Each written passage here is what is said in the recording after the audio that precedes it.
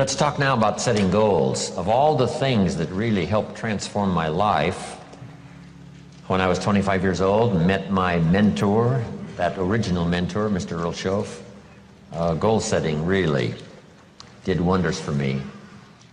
The subject came up when Mr. Schoaf said to me, Mr. Rohn, let me see your current list of goals. And he said, let's go over them. He said, I've got some experience, and let's talk about it. Maybe I can give you some help. And I said to him, I don't have a list. He said, wow.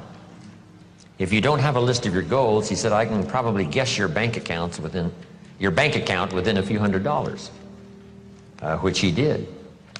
And that got my attention. So here was my response. You mean to tell me if I had a list of my goals, it would make a difference in my bank account? He said, a drastic difference. So that got my attention. I thought, well, I've got to learn how to set goals. And when I learned it, it changed my life forever. Now I've been teaching it now all these years, trying to help people get a better vision of the future. Okay, so make this note. The future is where we're going. You know, the past is where we've been, the present is where we are, and the future is where we're going. And if we can capture this moment in time from our past to now, and then from now to a future more well-designed, with better objectives and better purpose for ourselves, our family, our business, our investments, everything else, then this moment in time will have become extremely valuable. So let me give you first what really affects us all. Number one, we're affected by the environment in which we live. We're affected by the physical environment. I was challenged way back in those early days, why not make the environment better everywhere you go? I learned, Mama taught, you know, turn off the lights when you check out of your hotel and you leave the room. Before you leave, turn out the lights. And I thought, why do that? And here's what she said, to make a contribution that's so easy.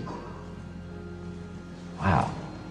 And if you could make a contribution that is so easy, that didn't cost you any money, and didn't cost you any time, you know, didn't cost you a piece of your life, why not make the contribution that's easy? Because if everybody did it, think of how much we would conserve. Someone says, well, yes, but the hotel benefits if you turn out all the lights. And here's the answer that sophisticated people always have. Who cares who benefits? If it benefits the hotel and if everybody did it, probably the cost of the hotel room would come down.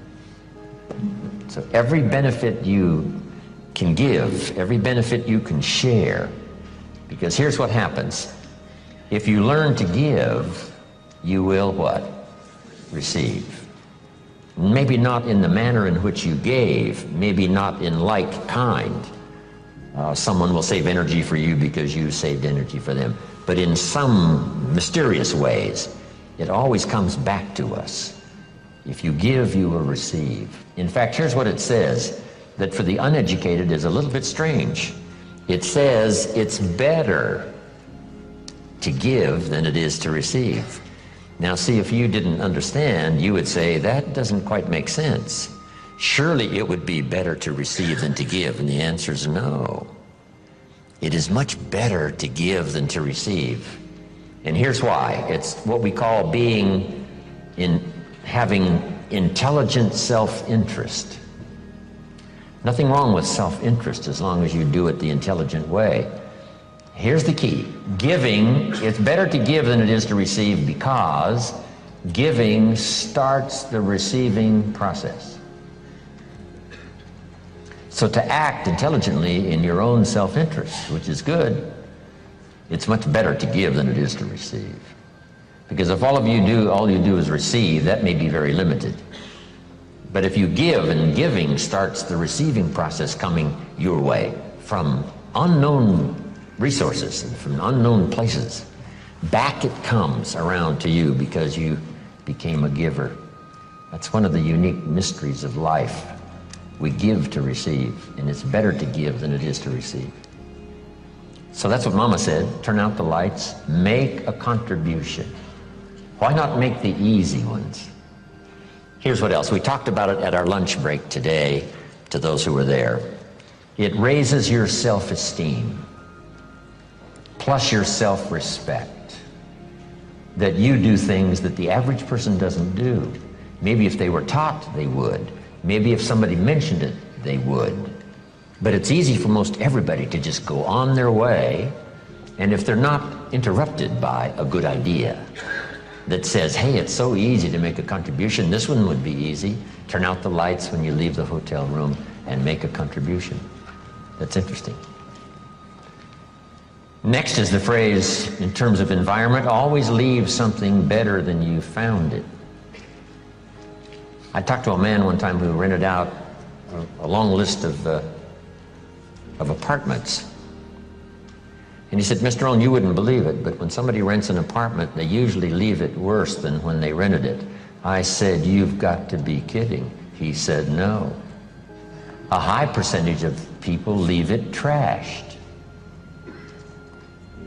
If they stay 6 months or stay 1 year, they leave it trashed. Not just not better, but trashed. I said, that's impossible. Why would anyone do that? Mama said to me, no, leave it what? Better than you found it. See, that's just a commitment to your own self-esteem. And why not do it if it makes a contribution to your self-esteem? It's called intelligent self-interest. Intelligent self-interest. Self-interest says, I wish to be ruler over many. And intelligent self-interest says, I understand how to do that. Be faithful when the amounts are small. If you'll take care of the few, we will someday give you a position of very high importance over many.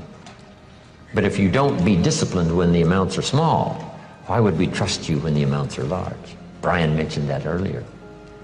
Why would life give you a fortune to manage if you couldn't manage the gifts of a few? Interesting philosophy to consider, okay? Your own self-interest. Leave the contribution. I'm even aware of it when I leave a restaurant and I get me a toothpick, right? And you take off the little cellophane off the toothpick. It's easy to throw it by the cash register, right, or somewhere where it looks like other people have done the same. Mama said, put it in your pocket. Somebody says, wow, a little piece of cellophane, what difference does it make? It doesn't make that much difference, only in your self-respect. Take your trash home and deposit it. How much does it cost to clean up the trash on the highways in America? Mega millions. Wouldn't people take home their own trash and deposit it there rather than scatter it on the highways across America? And the answer is most people do not. It's so easy to throw it out the window. But now add this, it's so easy to keep it in your car and have a few more points in your favor on self-esteem, feeling good about yourself, doing things that most people don't do. If everybody did it, what a different country we would have. But it doesn't really matter. You say, well, if everybody's going to do it, why shouldn't I do it? And the answer is for your own dignity and for your own self-esteem. You do things that most other people allow themselves to do that you don't do. And so when I talk about the environment, now we're affected by the political environment and the social environment, and we're affected by the economy environment.